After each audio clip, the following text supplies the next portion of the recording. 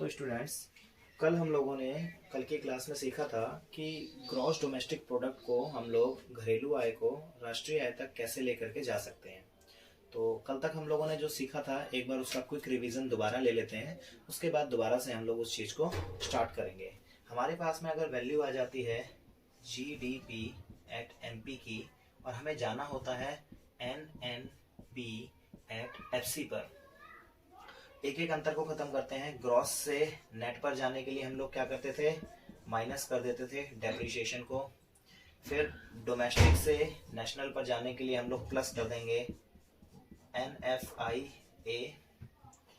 MP से FC पर जाने के लिए हम लोग क्या कर देंगे, माइनस कर देंगे नेट इनडायरेक्ट टैक्सेस को।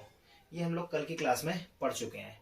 अब अगर हम लोग आज आगे की क्लास को कंटिन्यू करते हैं तो हमारे पास में सबसे पहला थॉट ये आता है कि अगर हम लोगों को डोमेस्टिक इनकम से नेशनल इनकम पर पहुंचना है तो आखिर ये डोमेस्टिक इनकम हमारे पास में कैसे आएगी।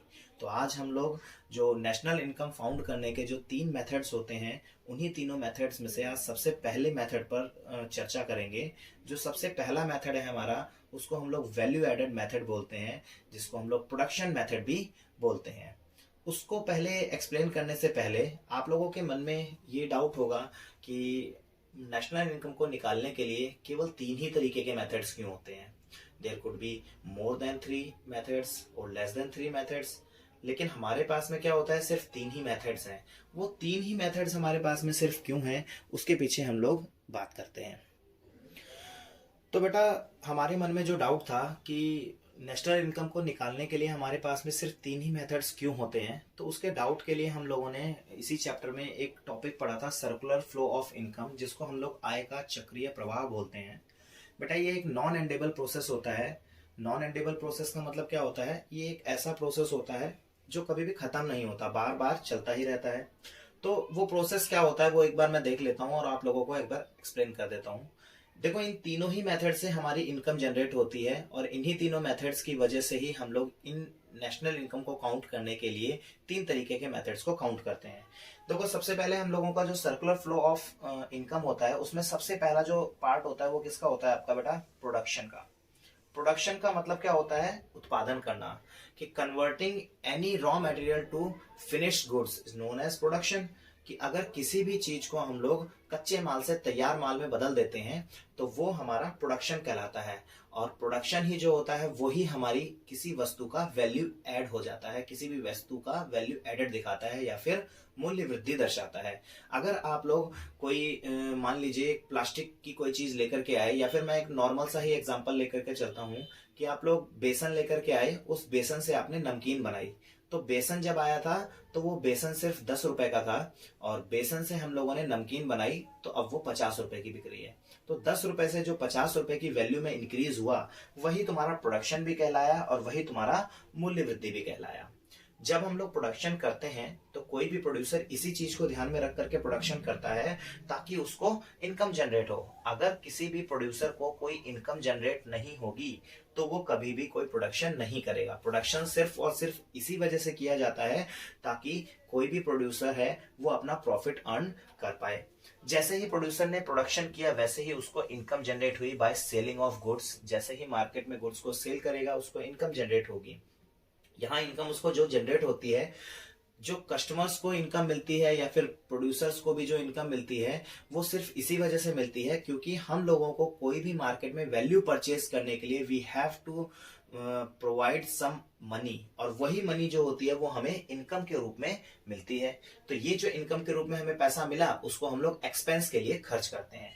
तो जो पैसा हमारे पास में इनकम के रूप में आया था उस पैसे को हम लोग कोई अपनी सर्विसेज परचेज करने के लिए मार्केट में खर्च करते हैं। फॉर एग्जाम्पल, अगर मैं एक मार्कर भी लेने के लिए जाता हूं तो I have to expense all my money to purchase that marker. अब वो मार्कर अगर मुझे परचेज करना है मार्केट से तो उसके लिए मैंने जो अपनी जेब से पैसा खर्च किया है, मेरी जेब से तो वो खर्च हुआ है, लेकिन मेरा जो खर्च है वही खर्च एक दूसरे शॉपकीपर की इनकम बन गई। मैं जिस व्यक्ति से ये मार्कर खरीद कर लाया हूं, इस मार्कर के लिए मैंने 30 रुपए वहां पर दुकानदार को दिए हैं, लेकिन उस दुकानदार की 30 रुपए की इनकम भी हो गई है। जैसे ही मैंने एक्सपेंस किया वैसे ही दोबारा प्रोड्यूसर के पास में पैसे पहुंचते हैं और वो दोबारा से प्रोड्यूसर एक्सपेंस करता है और दोबारा से प्रोडक्शन करता है। तो ये एक नॉन एंडेबल प्रोसेस के रूप में बार बार चलता रहता है। दोबारा से प्रोड्यूसर के पास में पैसे आए, प्रोड्यूसर ने दोबारा से प्रोडक्शन किया और फिर से इनकम जनरेट हुई। जब हम उस इनकम को खर्च करेंगे तो वो इनकम दोबारा से घूम करके प्रोड्यूसर के पास में पहुंचेगी as a part of income, तो दोबारा से प्रोड्यूसर प्रोडक्शन करेगा। तो ये एक नॉन एंडेबल प्रोसेस होता है जो बार बार चलता रहता है।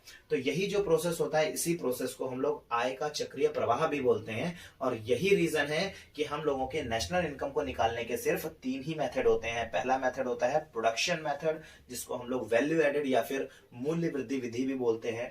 दूसरा मेथड होता है आपका इनकम मेथड, जिसको हम लोग आय विधि बोलते हैं। और तीसरा मेथड होता है व्यय विधि, जिसको हम लोग एक्सपेंस मेथड भी बोलते हैं।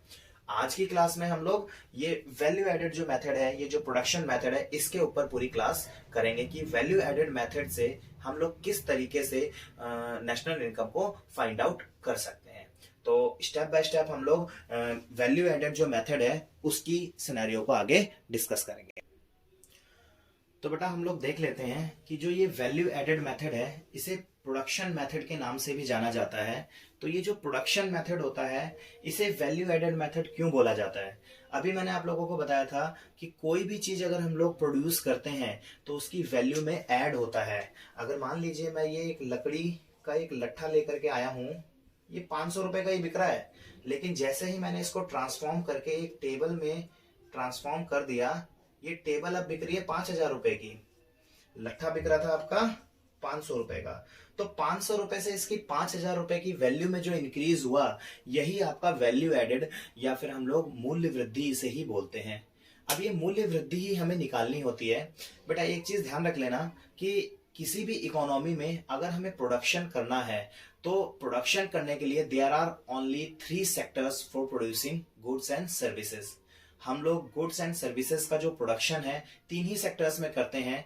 जैसे सबसे पहला सेक्टर होता है आपका प्राथमिक क्षेत्र, जिसको हम लोग प्राइमरी सेक्टर भी बोलते हैं। बेटा आप लोग ये एक बार लिख लेना 1 बाय 1 करके, ताकि आप लोगों को आगे दिक्कत ना हो। देखो बेटा, प्राइमरी सेक्टर हमारा ये एक ऐसा सेक्टर होता है which is basically known as agricultural sector.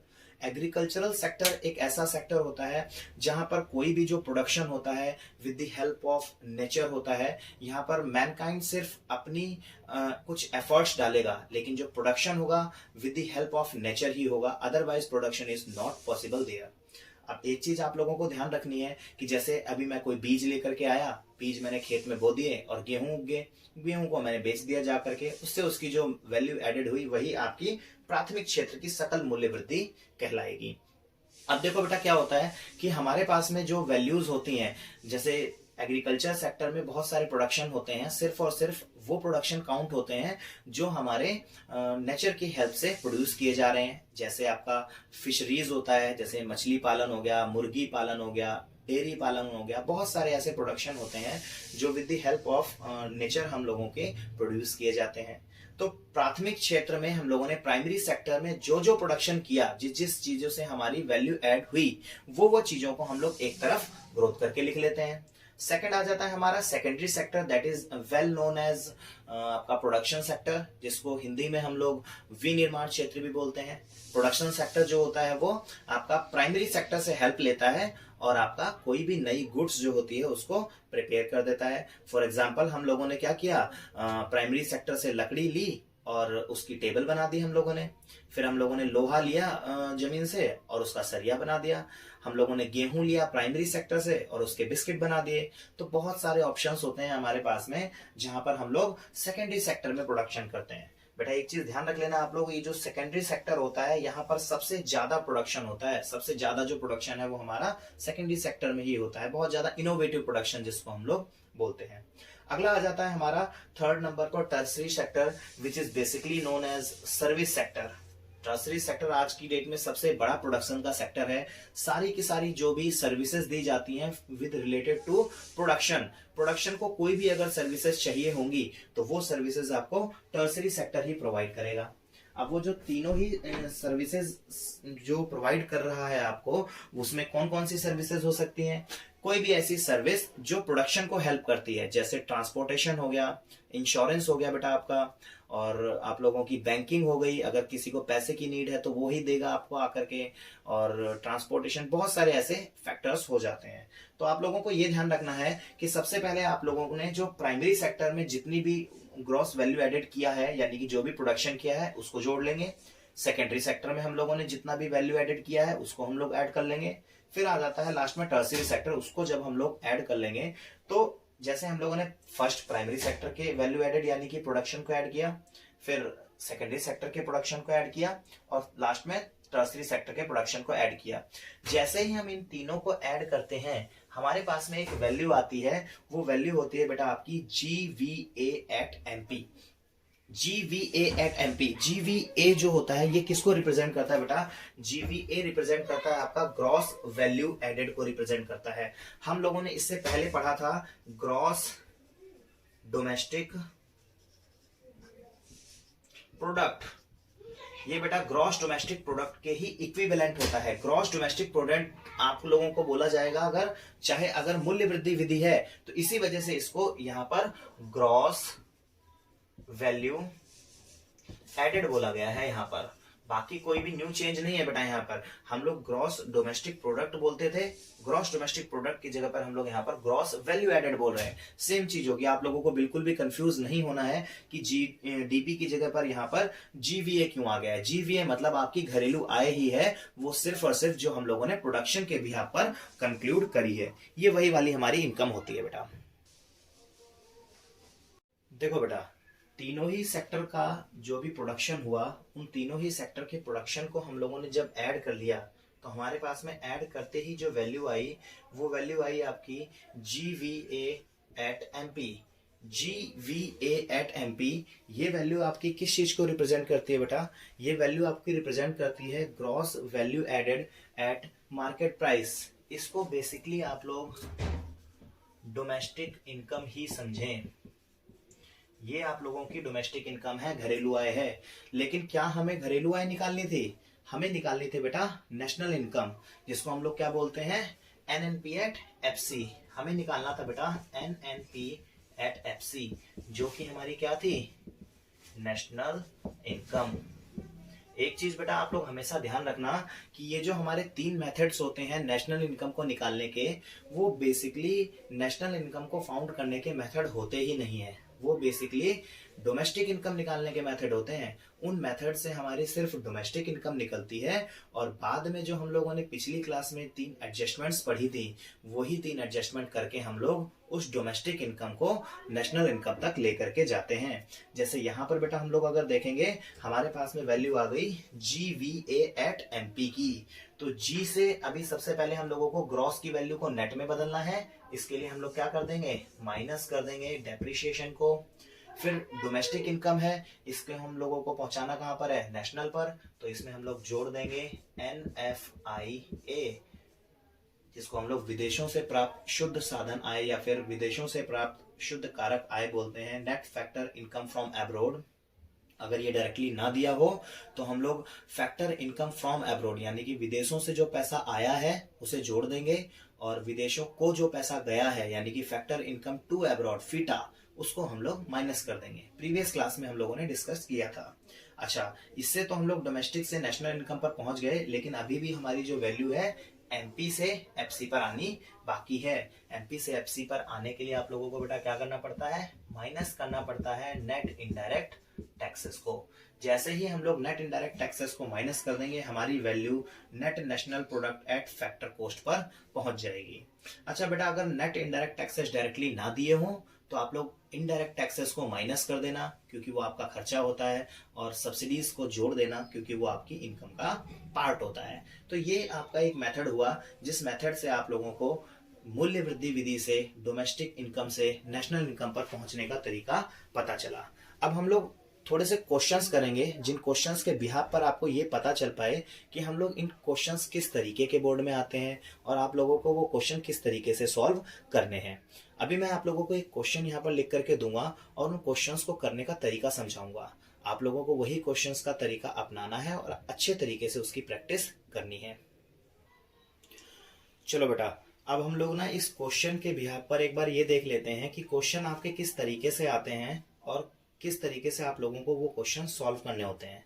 सबसे पहले तो आप लोग बेटा ये क्वेश्चन जो मैंने लिखा है वो आप लोग अपने नोटबुक में उतार लो, इंग्लिश मीडियम वाले इंग्लिश में और हिंदी मीडियम वाले हिंदी में। सबसे पहले इस क्वेश्चन को उतार लो। इस क्वेश्चन को उतारने के बाद में मैं आप लोगों को बताऊंगा कि क्वेश्चन हमें सॉल्व किस तरीके से करना है। बेटा देखो, एक चीज आप लोग हमेशा समझ लो कि हमारा ये जो चैप्टर है ये आपका चैप्टर वैल्यू एडेड के ऊपर है। वैल्यू एडेड का मतलब होता है कि कोई भी कंपनी या फिर कोई भी सेक्टर अगर प्रोडक्शन कर रहा है तो उस प्रोडक्शन के लिए उसे कितना खर्च लग रहा है और उसने उसमें कितनी इनकम जनरेट की है। तो देखो बेसिकली बेटा आप लोगों को जो चीजें समझनी है वो है ये कि यहाँ पर कोई भी जो एक फर्म है उस फर्म की जो भी इनकम के पार्ट होंगे उस इनकम के पार्ट को आप लोग जोड़ दोगे और जो भी उस फर्म की एक्सपेंस के पार्ट होंगे उसको आप लोग माइनस कर दोगे। इनकम का मतलब हम लोग फॉर एग्जांपल समझ करके चलते हैं। जैसे अगर मान लो हम लोग यहाँ पर लेकर के चलें फर्म ए की सेल। सेल का मतलब क्या होता है बेटा? बिक्री होती है। अब बिक्री का मतलब क्या हुआ? अगर कोई भी प्रोड्यूसर अपनी चीज को मार्केट में सेल करेगा तो वो उसका एक्सपेंस होगा या इनकम होगी? उससे उसको इनकम जनरेट होगी बेटा। रीजन ये है क्योंकि कोई भी चीज अगर हम लोग मार्केट में बेचेंगे जा करके तो उस चीज के बदले में हमें रुपए मिलेंगे। तो ये एक प्रोड्यूसर की इनकम का पार्ट हुआ। तो जो भी इनकम के पार्ट होंगे उसको हम लोग जीवीए निकालते टाइम पर ऐड करेंगे। तो जैसे अगर मान लो हम लोग बात करते हैं यहाँ पर सेल को हम लोग ऐड कर देंगे। अच्छा, हम लोग एक दूसरे पॉइंट की बात करते हैं बेटा। अभी देखो हम लोग यहाँ पर बात करेंगे परचेज की। परचेज का मतलब क्या होता है बेटा? खरीदारी। अब अगर हम लोग कोई खरीदारी करने जा रहे हैं तो खरीदारी आपका क्या होता है? खर्चा होता है, एक्सपेंस होता है। तो एक्सपेंस को हम लोग सीधा सीधा माइनस कर देंगे। अच्छा, इसमें जितने भी हम लोगों के कोई भी चीज जो भी खर्चे की चीज आएगी वो सारी की सारी चीजें माइनस होंगी। जो भी हमारी इनकम का पार्ट होगा वो सारा हमारा जुड़ जाएगा। बेटा यहाँ पर आप लोगों को एक नई चीज दिख रही होगी जिसको आप लोग क्लोजिंग स्टॉक, यहाँ पर ये अंतिम स्टॉक है और ये आपका क्या होता है? ओपनिंग स्टॉक, जिसको हम लोग प्रारंभिक या फिर आरंभिक स्टॉक भी बोलते हैं बेटा। इसको हम लोग चेंज इन स्टॉक के नाम से भी जानते हैं। चेंज इन स्टॉक का मतलब होता है स्टॉक में परिवर्तन। कॉमर्स वाले जो स्टूडेंट्स होंगे उन्होंने ये पहले भी सुना होगा कि चेंज इन स्टॉक या फिर स्टॉक में परिवर्तन क्या होता है। जब हमारे पास में कोई भी स्टॉक अंतिम स्टॉक में से हम लोग प्रारंभिक स्टॉक को माइनस कर देते हैं।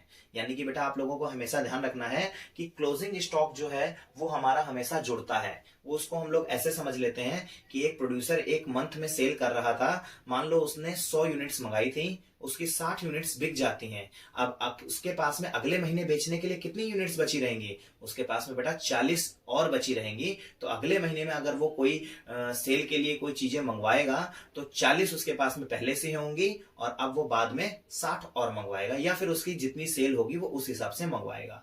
तो क्लोजिंग वाला जो स्टॉक होता है बेटा वो हमारा हमेशा इसी वजह से जुड़ता है क्योंकि वो हमारे पास में ऑलरेडी मौजूद होता है।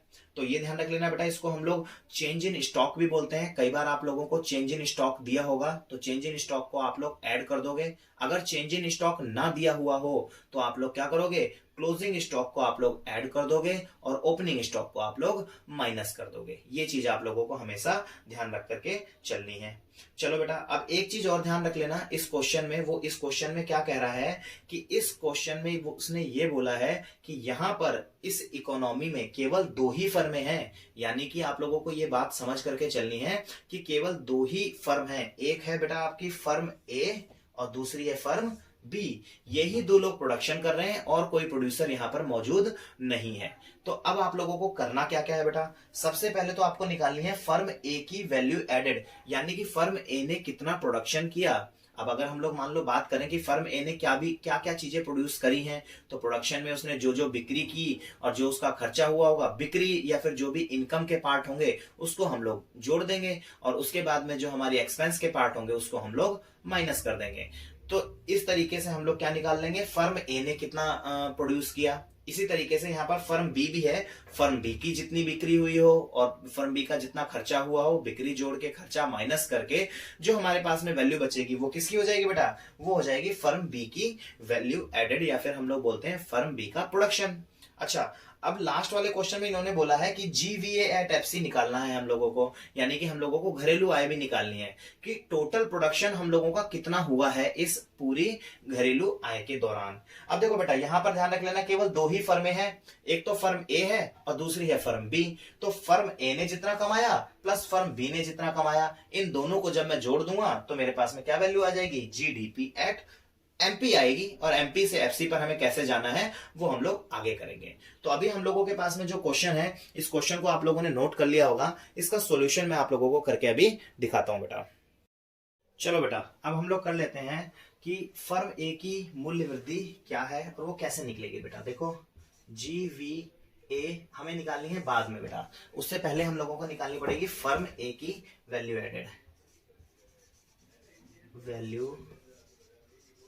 एडेड ऑफ फर्म ए, यानी कि फर्म ए की मूल्य वृद्धि। बेटा फर्म ए की मूल्य वृद्धि निकालने के लिए हम लोगों को जो जो चीजें मैंने अभी आपको बताई थी कि जो फर्म ए ने इनकम की हो उस फर्म की इनकम का जो पार्ट होगा वो हम लोग जोड़ देंगे। अभी आप लोगों ने क्वेश्चन नोट किया होगा, उस क्वेश्चन में हम लोग आ जाते हैं। देखो सबसे पहला जो पॉइंट दिया हुआ है, उन्होंने बोला हुआ है कि फर्म ए द्वारा बिक्री। तो फर्म ए ने जो बिक्री की है, यानी कि सबसे पहले हम लोग कर लेते हैं सेल ऑफ फर्म ए।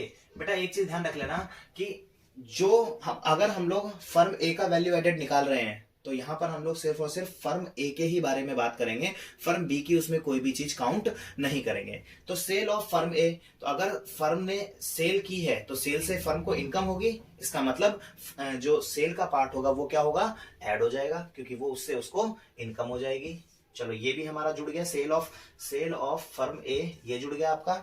इसके बाद अगर मान लो मैं दूसरा वाला पॉइंट उठाता हूं, उसमें वो बोल रहा है कि फर्म ए द्वारा फर्म बी से खरीदारी, यानी कि purchase of firm A from firm B, यानी कि अगर फर्म ए कोई चीज परचेज करेगा तो इसका मतलब उसको क्या करना पड़ेगा, खर्चा करना पड़ेगा। तो खर्चा करना पड़ेगा, इसका मतलब वो उसका एक्सपेंस हो गया। तो बेटा एक्सपेंस को हम लोग हमेशा माइनस करेंगे। तो यहां पर क्या लिखेंगे हम लोग, firm A's purchase from firm B, firm B से उसने जो भी खरीदा है, खरीदारी की है, उसको हम लोग क्या कर देंगे, माइनस कर देंगे। चलो अगली बार हम लोग आ जाते हैं, अगले वाले पार्ट में उसने क्या बोला हुआ है कि फर्म बी द्वारा, तो ये तो फर्म बी का है तो इसमें अभी हम नहीं ऐड करेंगे। फिर फर्म बी की सेल है, उसको भी हम लोग ऐड नहीं करेंगे। अच्छा अभी देखो बेटा, चेंज इन स्टॉक मैंने आप लोगों को बताया था। देखो चेंज इन स्टॉक हमेशा जुड़ता है, चेंज इन स्टॉक, हिंदी में भी बेटा इसको चेंज स्टॉक में परिवर्तन बोलते हैं। इसमें क्या होता है बेटा, आपका क्लोजिंग स्टॉक माइनस में आपका ओपनिंग स्टॉक, ये वैल्यू आपकी पूरी पूरी जुड़ जाती है। आप इसको दो तरीके से कर सकते हो, या तो आप लोग इसको पहले से ही क्लोजिंग स्टॉक में से ओपनिंग स्टॉक को माइनस करके उस वाली वैल्यू को जोड़ दो जा करके, और अगर आपको चेंज इन स्टॉक डायरेक्टली दे रखा है तो आप इस वैल्यू को डायरेक्टली चेंज इन स्टॉक को जोड़ दोगे जा करके। लेकिन आप वाले क्वेश्चन में यहां पर इन्होंने क्या किया हुआ है, आपको चेंज इन स्टॉक को टुकड़ों में दिया हुआ है, क्लोजिंग स्टॉक भी दिया हुआ है और ओपनिंग स्टॉक भी दिया हुआ है। तो बेटा आप लोगों को ध्यान रखना है, क्लोजिंग स्टॉक हमेशा जुड़ता है और ओपनिंग स्टॉक हमेशा माइनस होता है। यहां पर हम लोग फर्म ए की मूल्य वृद्धि निकाल रहे हैं, तो आप लोगों को क्या करना पड़ेगा, फर्म ए का ही क्लोजिंग स्टॉक और फर्म ए का ही ओपनिंग स्टॉक रखना पड़ेगा। तो देखो यहां पर बेटा फर्म ए का अंतिम स्टॉक या फिर जो क्लोजिंग स्टॉक है वो दिया हुआ है, उसको हम लोग ऐड कर लेंगे। तो बेटा ऐड कर लेते हैं हम लोग यहां पर फर्म एज क्लोजिंग स्टॉक, और बेटा माइनस क्या करेंगे, इसमें से माइनस कर देंगे हम लोग फर्म ए का ओपनिंग स्टॉक। फर्म ए का जो ओपनिंग स्टॉक है उसको हम लोग माइनस कर देंगे और फर्म ए का जो क्लोजिंग स्टॉक है उसको हम लोग ऐड कर देंगे। अब बेटा इसमें कोई चीज ऐसी बचती है, अगला हम लोग देख लेते हैं कि फर्म बी का प्रारंभिक स्टॉक, और लास्ट में आ जाता है आपका दोनों फर्मों के द्वारा अप्रत्यक्ष करों का भुगतान।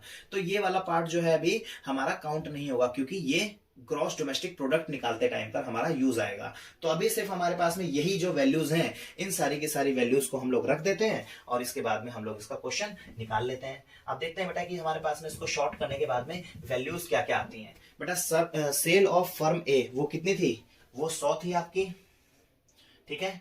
माइनस कर दो यहाँ पर फर्म ए की परचेज, जो फर्म ए ने परचेज की है फर्म बी से, तो वो कितने की परचेज की उन्होंने, 40 की परचेज की है।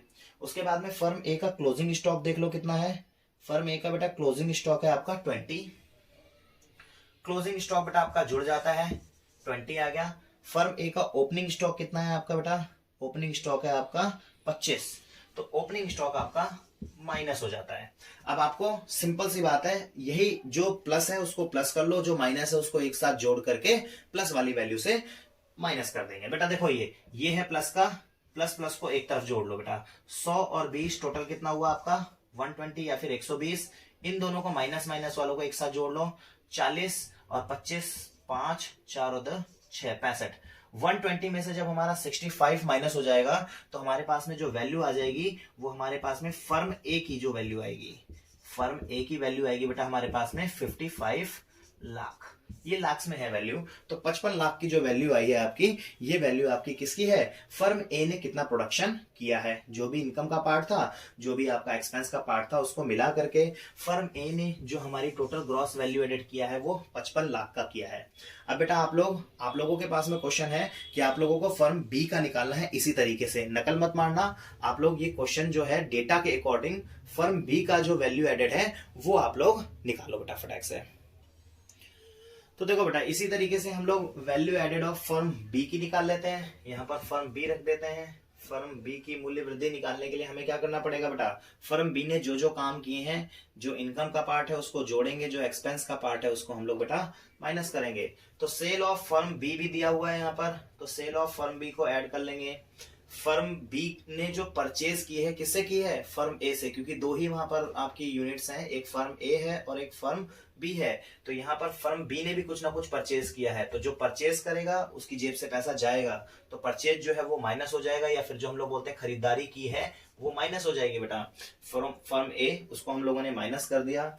और उसके बाद में देखो बेटा फर्म बी का हमारा क्लोजिंग स्टॉक, मैंने आपको अभी बताया था कि क्लोजिंग स्टॉक आपका ऐड होता है और ओपनिंग स्टॉक आपका बेटा माइनस हो जाता है। तो फर्म बी का जो ओपनिंग स्टॉक है वो आपका माइनस हो जाएगा। जब हम इनकी वैल्यूज को रखेंगे तो हमारे पास में एक आंसर आ जाएगा बेटा। देखो फर्म बी ने जो सेल की थी वो कितने की थी बेटा, 200 की सेल की थी, ये जुड़ जाएगा। फर्म बी का जो परचेज है वो कितना गिवन है आपका, वो 60 लाख का गिवन है, तो केवल 60 लेकर के चलेंगे, परचेज है, खर्चा है, माइनस कर देंगे 60 को। उसके बाद में फर्म बी का जो आपका क्लोजिंग स्टॉक है बेटा, क्लोजिंग स्टॉक है आपका 35 को आप लोग जोड़ दो, और ओपनिंग स्टॉक बेटा कितना है आपका, माइनस में कर दो। ओपनिंग स्टॉक गिवन है आपका 45, तो 45 को यहाँ पर माइनस कर देंगे। अब हम लोग बेटा माइनस माइनस वाले को एक तरफ जोड़ लेंगे और प्लस प्लस वाले को एक तरफ जोड़ लेंगे। ये देखो बेटा 200 प्लस 35, और ये माइनस माइनस वाले को जोड़ दिया हम लोगों ने, कितना 60 और 45, माइनस में आपका हो जाएगा 105, और ये कितना हुआ बेटा 235 में से माइनस कर देंगे 105, तो फर्म बी की जो वैल्यू आएगी बेटा आपकी वो आ जाएगी 130 लाख में ये जो वैल्यू है ये आपकी किसकी आई है बेटा, ये फर्म बी की आई है। तो ये बहुत ही सिंपल क्वेश्चन होते हैं, इसमें बहुत ज्यादा कुछ दिमाग नहीं चलाना होता है, सिर्फ खर्चे को माइनस करना होता है और इनकम को आपको ऐड करना होता है। अब अगर मान लो हम लोग बात करें दूसरे वाले पार्ट की, कि जो दूसरा वाला क्वेश्चन पूछा हुआ था कि एक पूरे देश में जो घरेलू इनकम है वो कितनी आई, तो पूरे देश की घरेलू इनकम निकालने के लिए हमारे पास में केवल दोनों ही फर्में थी। फर्म ए का जो प्रोडक्शन हुआ था उसको हम लोग जोड़ देंगे, और फर्म बी का जो प्रोडक्शन हुआ था उसको हम लोग जोड़ देंगे। दोनों के प्रोडक्शन को जोड़ेंगे तो हमारे पास में जो टोटल वैल्यू होगी वो आ जाएगी। चलो अब हम लोग दूसरे वाले क्वेश्चन के पार्ट पर चलते हैं। अब देखो बेटा सेकंड पार्ट में जो क्वेश्चन का सेकंड पार्ट था, उस सेकंड पार्ट में हम लोगों को बेटा इन्होंने निकालने को बोला था GVA एट FC या फिर GDP एट FC। तो हम लोगों को सबसे पहले हमें निकालना पड़ेगा कि डोमेस्टिक इनकम हमारी कितनी हुई है। मेरे पास में देखो एक इकोनॉमी में केवल दो ही फर्म थी, एक थी फर्म ए, फर्म ए ने जो काम किया या फिर जो भी प्रोडक्शन किया, और फर्म बी ने जो भी प्रोडक्शन किया, इन दोनों के ही प्रोडक्शन को जब मैं जोड़ दूंगा तो ये मेरी निकल करके आएगी बेटा जीडीपी एट एमपी, क्योंकि हमारी जो वैल्यू निकल करके आती है वो हमेशा मार्केट प्राइस पर निकल करके आती है in the process of value added method. तो अब हम लोगों ने फर्म ए के पास में जो भी प्रोडक्शन था उसको जोड़ देंगे। फर्म ए ने कितना प्रोडक्शन किया था बेटा? 55 लाख का प्रोडक्शन किया था। और फर्म बी ने कितना प्रोडक्शन किया था? 130 का प्रोडक्शन किया था। इन दोनों को हम लोग मिला करके जोड़ देंगे बेटा, तो हमारा जो आंसर आएगा, हमारा आंसर आएगा बेटा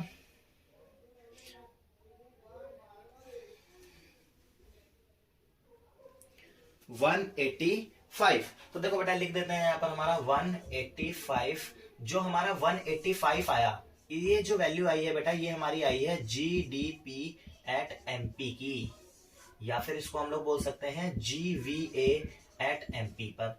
लेकिन हम लोगों से इन्होंने जीवीए एट एमपी नहीं पूछा है, इन्होंने हमसे पूछा है जीवीए एट एफसी निकालो बेटा। एमपी से एफसी पर जाने के लिए हमें एक एडजस्टमेंट करनी पड़ती है। वो हमें क्या एडजस्टमेंट करनी पड़ती है बेटा? एमपी से एफसी पर जाने के लिए हमें हमेशा शुद्ध अप्रत्यक्ष कर को घटाना होता है। शुद्ध अप्रत्यक्ष कर क्या होते हैं आपके? Net indirect taxes. मैंने आप लोगों को पहले भी बताया था कि अगर नेट इनडायरेक्ट टैक्सेस आपको ना गिवन हो, तो आप लोगों को अगर टुकड़े में चीजें गिवन हुई होंगी तो आप लोगों को क्या करना पड़ता है? देखो हमारे पास में बेटा वैल्यू है जीवीए एट एमपी और हमें जाना कहाँ है? जीवीए एट एफसी पर। तो देखो बेटा जीवीए एट एमपी हमारे पास में 185 है ऑलरेडी और हमें जाना है जीवीए एट एफसी पर। यहां पर हम लोग माइनस कर देंगे नेट इनडायरेक्ट टैक्सेस को। लेकिन यहां पर क्वेश्चन में आपको नेट इनडायरेक्ट टैक्सेस नहीं दिए हुए हैं, तो मैंने आप लोगों को बताया था कि नेट इनडायरेक्ट टैक्सेस अगर ना दिए हों तो आपका अप्रत्यक्ष कर या फिर इनडायरेक्ट टैक्सेस को हम लोग माइनस करते हैं और सब्सिडी को हम लोग ऐड करते हैं। इस क्वेश्चन में बेटा आपका दोनों ही फर्मों ने मिलकर के अप्रत्यक्ष करों का जो भुगतान है वो कितना किया है? 30 लाख रुपए का किया है, गिवन है। इसका मतलब क्या हुआ बेटा? 185 यानी कि हम लोग बोलते हैं जीवीए एट एमपी में से हम लोग माइनस कर देंगे इनडायरेक्ट टैक्स को। इसको क्या बोलेंगे बेटा? अप्रत्यक्ष करों को हम लोग माइनस कर देंगे। जैसे ही हम लोग अप्रत्यक्ष कर की वैल्यू को माइनस करेंगे हमारे पास में वैल्यू आ जाएगी बेटा जीवीए एट एफसी। अब देखो बेटा हमारे पास में जो वैल्यू थी पहले 185 की थी, इसमें से माइनस कर देते हैं हम लोग 30, तो आंसर आता है हमारे पास में 155, जो कि हमारी वैल्यू होगी बेटा जीवीए एट एफसी की। यही क्वेश्चन में आप लोगों से पूछा गया था। तो बहुत ज्यादा हार्ड क्वेश्चन नहीं होता है, सिंपल सी बात होती है, आपको बिल्कुल सिंपल सा क्वेश्चन तरीके से करना होता है। अब देखो बेटा एक दूसरी वैरायटी का जो क्वेश्चन आता है आपका, वो क्वेश्चन अभी तो हम लोगों ने एक पहली वैरायटी का क्वेश्चन कर लिया। अब एक दूसरी वैरायटी का जो question most of the cases में पूछा जाता है, वो उसके लिए हम लोगों को एक चीज समझनी पड़ेगी। देखो मूल्य वृद्धि हम लोग अगर कर रहे हैं तो मूल्य वृद्धि निकलती कैसे है? मूल्य वृद्धि जिसको हम लोग क्या बोलते हैं बेटा? Value added. वैल्यू एडेड निकलता कैसे है? मूल्य वृद्धि निकालने के लिए हम लोग उत्पाद के मूल्य में से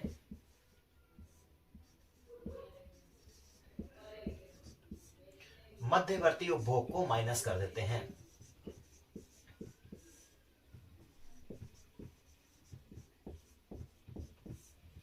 इंग्लिश के लिए हम लोग लिख देंगे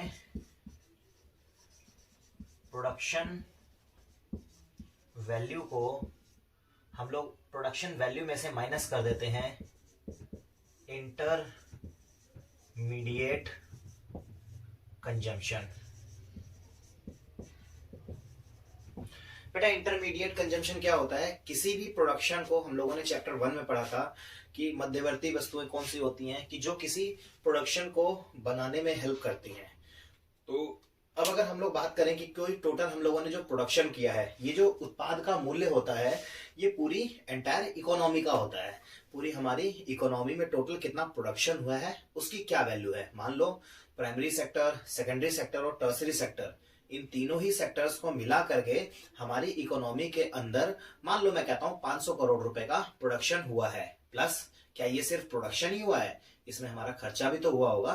तो जो हमारा जब खर्च होता है मीडिएटरी यानी कि उन चीजों को बनाने में जो बीच का जो खर्चा होता है वो हमारा खर्चा, उसको हम लोग माइनस कर देते हैं। और ऑब्वियस सी बात है, अभी मैंने आप लोगों को पहले भी बताया था कि खर्चे हमारे इसमें सारे के सारे माइनस ही होंगे और आपको कोई भी ज्यादा दिमाग नहीं लगाना एक्स्ट्रा। सिंपल सी बात है, मध्यवर्ती उपभोग का मतलब इंटरमीडिएट, कोई भी प्रोडक्शन को बनाने में जो भी खर्चा होगा वो हमारा मध्यवर्ती उपभोग कहलाएगा। अब हम लोग इसी तरीके से कुछ क्वेश्चंस हमारे पास में आते हैं, वो क्वेश्चन हम लोग कर लेते हैं कि किस तरीके के क्वेश्चंस आप लोगों से पूछे जाते हैं। चलो बेटा, अब एक बार ये सेकंड टाइप का क्वेश्चन आप लोग देख लो। इस सेकंड टाइप के क्वेश्चन में इन्होंने क्या बताया है कि कारक लागत पर निवल वर्धित मूल्य, जिसको हम लोग net value added at factor cost बोलते हैं। सिंपल कर लेते हैं इसको, NVA एट FC, ये गिवन है आप लोगों को, NVA एट FC, जिसकी वैल्यू है आपकी 100। उसके बाद में आपको मध्यवर्ती उपभोग दिया हुआ है, इंटरमीडिएट कंजम्पशन 75, उत्पादन शुल्क, एक्साइज ड्यूटी। बेटा उत्पादन शुल्क या फिर जो एक्साइज ड्यूटी होती है ये आपका इनडायरेक्ट टैक्स होता है, जो हम लोग शुद्ध अप्रत्यक्ष कर में माइनस करते थे जाकर के, ये उत्पादन शुल्क वही होता है इनडायरेक्ट टैक्स। आर्थिक सहायता ये सब्सिडी होती है, मैंने आपको बताया था कि नेशनल इनकम को काउंट करते टाइम पे हम लोग इसको जोड़ते हैं और आपका एक्साइज ड्यूटी या फिर जो इनडायरेक्ट टैक्सेस हैं उसको माइनस करते हैं। मूल्यह्रास ये फिर जो डेप्रिसिएशन है, कई बार मूल्यह्रास को अचल परिसंपत्ति का उपभोग या फिर कंजम्पशन ऑफ फिक्स्ड एसेट्स भी बोला जाता है, या फिर कंजम्पशन ऑफ फिक्स्ड कैपिटल्स भी बोला जाता है। अगर उस नाम से आता है तो ये दोनों ही सेम होते हैं, आप लोगों को परेशान नहीं होना। डेप्रिसिएशन की वैल्यू को माइनस किया जाता है जब हम ग्रॉस से नेट पर आते हैं तब। चलिए फिर हम लोगों के पास में यहाँ पर इन्होंने प्रोडक्शन वैल्यू पूछी हुई है, उत्पादन का मूल्य हमें निकालना है। ये सारी की सारी चीजें हमें दे दी हैं, इस वैल्यू में से हमें उत्पादन का मूल्य निकालना है।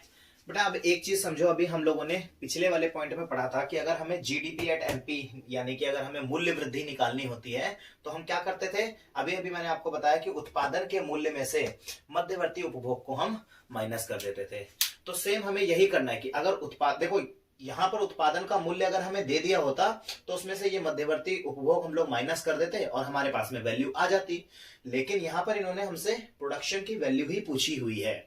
तो इस तरीके के क्वेश्चन को करने के लिए हमें क्या करना पड़ेगा, देखो हमारे पास में एक ऑलरेडी एक वैल्यू दे रखी है, कारक लागत पर निवल वर्धित मूल्य यानी कि net value added at factor cost.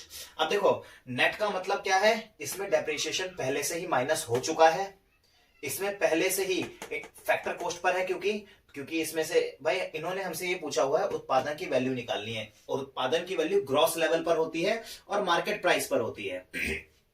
इन्होंने हमें जो वैल्यू दी है वो नेट पर है, नेट का मतलब है इसमें से डेप्रिसिएशन वो पहले से माइनस कर चुके थे। अब हम डेप्रिसिएशन को जोड़ देंगे तो वो वैल्यू किस पर आ जाएगी, ग्रॉस पर आ जाएगी। सेकंड नंबर पर देख लो, आपका ये वैल्यू इन्होंने फैक्टर कॉस्ट पर निकाल के दी है। फैक्टर कॉस्ट का मतलब होता है इसमें से इन्होंने पहले ही इनडायरेक्ट टैक्सेस को माइनस कर दिया होगा और सब्सिडी को जोड़ दिया होगा, तो फैक्टर कॉस्ट पर आ गए थे। अब हमें फैक्टर कॉस्ट से दोबारा मार्केट प्राइस पर जाना है, तो फैक्टर कॉस्ट से दोबारा मार्केट प्राइस पर जाने के लिए हम लोग क्या करेंगे, उल्टा रिवर्स कर देंगे। हम लोग इनकम का जो पार्ट यानी कि जो सब्सिडी है उसको हम लोग क्या करेंगे, माइनस कर देंगे, और जो हमारा खर्चा था इनकम टैक्स या फिर जो इनडायरेक्ट टैक्स था वो हम लोग क्या करेंगे, यहाँ पर जोड़ देंगे। तो जैसे ही हम लोग वो सारी चीजें रिवर्स में करेंगे हमारे पास में उत्पादन का मूल्य आ जाएगा। चलो हम लोग एक काम करते हैं, एक बार हम लोग दोबारा लिख लेते हैं इसको और लिख करके इस क्वेश्चन को सॉल्व करने की कोशिश करते हैं। आप लोग बेटा इस क्वेश्चन को नोट करो और नेक्स्ट फेज में हम लोग देखते हैं कि ये क्वेश्चन किस तरीके से सॉल्व किया जाएगा।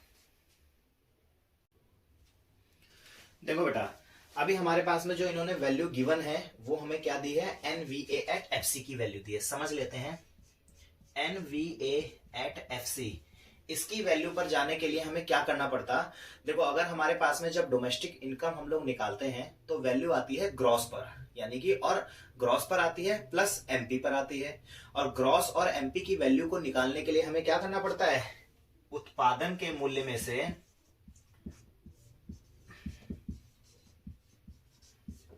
इसमें से माइनस करना पड़ता है बेटा हमें मध्यवर्ती उपभोग।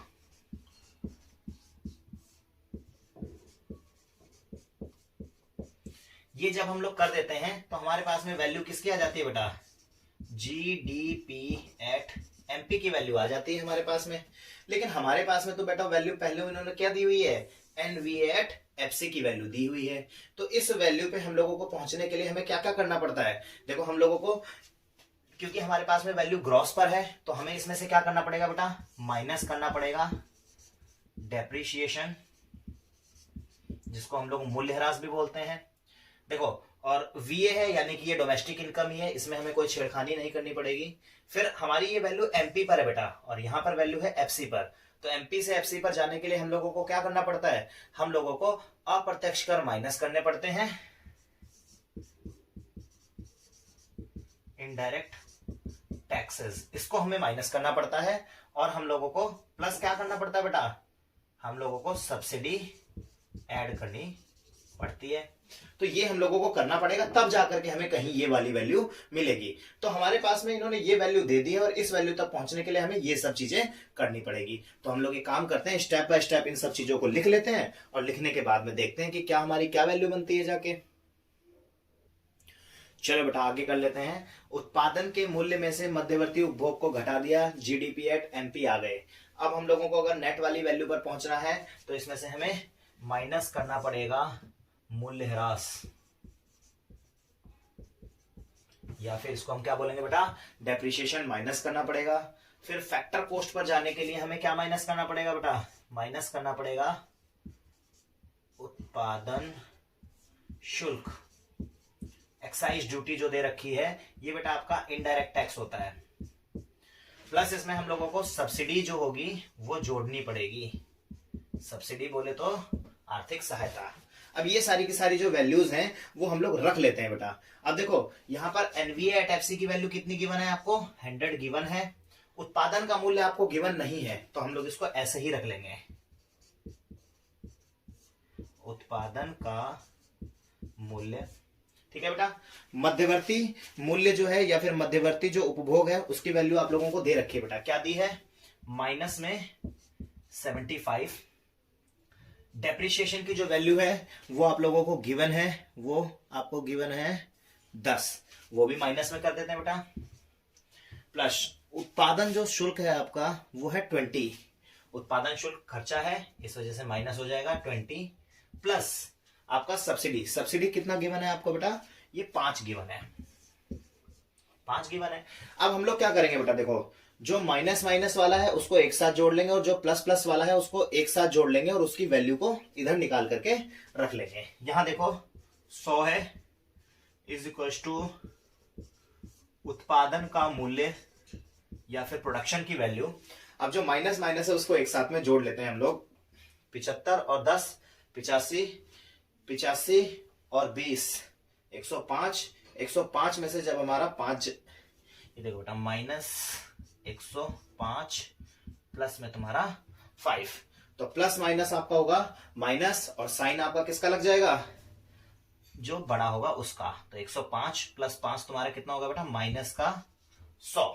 अब देखो बेटा क्या हुआ, अब हमारे पास में देखो ये माइनस इधर है और यहां पर ये वैल्यू 100 वाली है, हम इसको उठा करके इधर की तरफ को लेकर के आएंगे।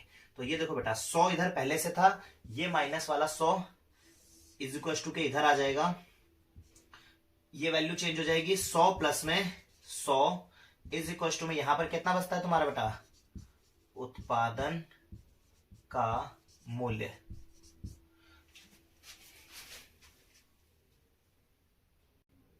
अब ये देखो बेटा उधर माइनस 100 की जो वैल्यू है उसको उठा करके आप इधर लेकर के आओगे तो माइनस वाली वैल्यू हो जाएगी प्लस 100 प्लस में 100 इज इक्वल टू में आपका उत्पादन का मूल्य।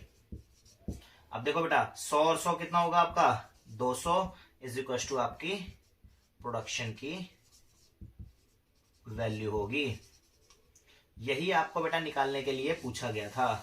तो आप लोगों को इसी तरीके से क्वेश्चन को करना है, जो चीज ना दी हुई हो उसको प्लस माइनस करके दूसरी तरफ ले आएंगे और क्वेश्चन को हम लोग सॉल्व कर लेंगे। देखो बेटा अब ये एक अगला क्वेश्चन है, इस क्वेश्चन में आपको इन्होंने net value added at factor cost यानी कि NVA at FC already given है 300, फिर यहाँ पर मध्यवर्ती उपभोग इंटरमीडिएट कंजम्पशन गिवन है 200 का, अप्रत्यक्ष कर ऑलरेडी गिवन है माइनस होते हैं, मध्यवर्ती उपभोग माइनस होता है, खर्चा है क्योंकि तो माइनस होगा, अप्रत्यक्ष कर माइनस होते हैं, मूल्यह्रास माइनस हो जाता है और चेंज इन स्टॉक ये हमेशा जुड़ता है बेटा, ध्यान रख लेना ये हमेशा जुड़ेगा। उसके बाद में जो बिक्री होती है वो आपकी क्या होती है, जुड़ जाती है, क्योंकि आपकी इनकम का पार्ट है। अब इन्होंने यहाँ पर आपको बिक्री दी ही नहीं है और आपसे पूछ रहे हैं कि आप हमें बिक्री बताओ कि जी बिक्री कितनी होगी। तो इस क्वेश्चन को आप लोग एक बार नोट कर लो, फिर हम लोग इसको सेम उसी तरीके से करेंगे। बिक्री या फिर बिक्री को इज इक्वल्स टू मान लो आप लोग बेटा उत्पाद के मूल्य के बराबर। देखो जो भी आपने प्रोडक्शन किया वो आप सेल करोगे, सेल करोगे तो आपको पैसे मिलेंगे। तो उत्पादन का मूल्य और बिक्री आप लोग इक्विवेलेंट मान करके चल सकते हो। तो सेम उसी तरीके से होगा, उत्पादन के मूल्य में से जब हम मध्यवर्ती उपभोग को घटा देंगे तो जीडीपी एट एमपी मिलेगा, लेकिन वैल्यू एनवीए पर दे रखी है। तो एन पर पहुंचने के लिए हमें क्या क्या करना पड़ेगा बेटा, एन पर पहुंचने के लिए डेप्रिसिएशन माइनस करना पड़ेगा, इनडायरेक्ट टैक्सेस को माइनस करना पड़ेगा और सब्सिडी को जोड़ना पड़ेगा। सेम वही प्रोसीजर हम लोग फॉलो करते हैं और देखते हैं हमारे पास में क्या आंसर निकल करके आता है। अब देखो बेटा यहां पर हम लोगों को जो वैल्यू गिवन है वो वैल्यू है एनवीए एट एफसी की जो वैल्यू है वो गिवन है। अभी मैंने आप लोगों को बताया था उत्पादन के मूल्य में से मध्यवर्ती उपभोग को घटा देते हैं या फिर प्रोडक्शन वैल्यू में से माइनस कर देते हैं इंटरमीडिएट कंजम्पशन। यहाँ पर प्रोडक्शन वैल्यू की जगह पर यहाँ पर इन्होंने क्या दिया है, सेल दिया है, सेल या फिर बिक्री। इसमें से हम लोग बेटा माइनस कर देंगे क्या, मध्यवर्ती उपभोग, मध्यवर्ती उपभोग जिसे हम लोग क्या बोलेंगे बेटा, इंटरमीडिएट कंजम्पशन। सेल जुड़ जाएगी, इंटरमीडिएट कंजम्पशन माइनस हो जाएगा बेटा। इन दोनों को जैसे ही हम करेंगे वैसे ही हमारी वैल्यू किस पर आ जाएगी बेटा, जीडीपी एट एमपी पर आ जाएगी। अब देखो जीडीपी एट एमपी पर हमारी वैल्यू तो आ गई, लेकिन अब हमें इस वैल्यू को कहां पर पहुंचाना होता है, वैल्यू तो यहां पर गिवन है। तो यहां पर जाने के लिए हमें क्या क्या चीजें करनी पड़ेंगी, क्योंकि यहां पर ये वैल्यू ग्रॉस पर है, तो ग्रॉस से अगर हमें नेट पर जाना है तो हमें क्या करना पड़ेगा, माइनस करना पड़ेगा बेटा डेप्रीशिएशन।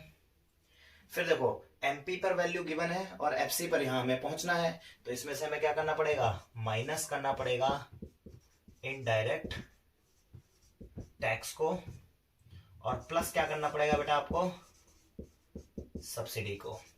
ये सब चीजें कर देंगे तो हमारी सेम यही वाली वैल्यू आ जाएगी। लेकिन मेरे पास में तो बेटा यहाँ पर सेल की वैल्यू ऑलरेडी गिवन नहीं है, तो सेल की वैल्यू हम लोग निकाल लेंगे, जो चीजें हैं इधर उधर रख करके हमारे पास में आंसर होगा। अब देखो सेल को हम लोग एज इट इज रख लेते हैं। एनवीए एट एफसी की वैल्यू 300 गिवन है, सेल हम लोगों ने रख लिया, इसमें से माइनस कर देते हैं इंटरमीडिएट कंजम्पशन। इस वाले क्वेश्चन में आपका इंटरमीडिएट कंजम्पशन कितना दिया हुआ है बेटा, 200, माइनस कर दो 200 का। अच्छा ऊपर वाले में हमारे पार्ट में क्या होता है, एक यहां पर चेंज इन स्टॉक भी जुड़ता है हमारा, प्लस चेंज इन स्टॉक। मैंने आपको पहले भी बताया था चेंज इन स्टॉक अगर होगा तो जुड़ेगा, ठीक है। अच्छा बेटा देखो सेल में से माइनस कर दिया हम लोगों ने मध्यवर्ती उपभोग को, ठीक है। उसके बाद में हमारा अगला है अप्रत्यक्ष कर। अप्रत्यक्ष कर हमारे माइनस हो रहे थे तो माइनस कर दो बेटा इसको 20। उसके बाद में देखो अप्रत्यक्ष कर के बाद में आपको मूल्यह्रास गिवन है, मूल्यह्रास डेप्रिसिएशन होता है, वो भी आपका क्या है माइनस हो रहा है, तो माइनस कर दो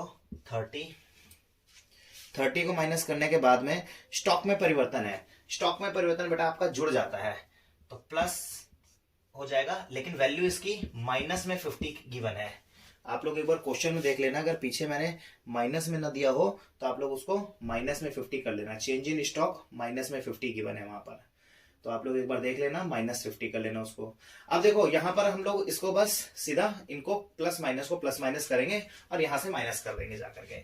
यहां लिख लेते हैं हम लोग सेल, यहां आ जाएगी वैल्यू 300, -200, -20, -30। देखो ये हो जाएगा आपका -200, -20, -30 प्लस माइनस माइनस का 50। टोटल वैल्यू कितनी हो गई, -200, 30, 20, 50, -50, ये -50, इन दोनों की वैल्यू 50, इसकी -50, 50, 100, यानी कि सेल माइनस में तुम्हारा कितना हो गया 200 और ये 300, माइनस का 300। अब ये माइनस का 300 इधर आ जाएगा, 300 प्लस में तुम्हारा 300 इज इक्वल टू में तुम्हारा सेल। तो टोटल सेल की जो वैल्यू आई वो बेटा कितनी आ गई आपकी, 600 आ गई आपकी सेल की वैल्यू। यही आपसे क्वेश्चन पूछा गया था। तो बहुत ही बेसिक क्वेश्चन होते हैं, इस तरीके से आपको क्वेश्चन करने हैं।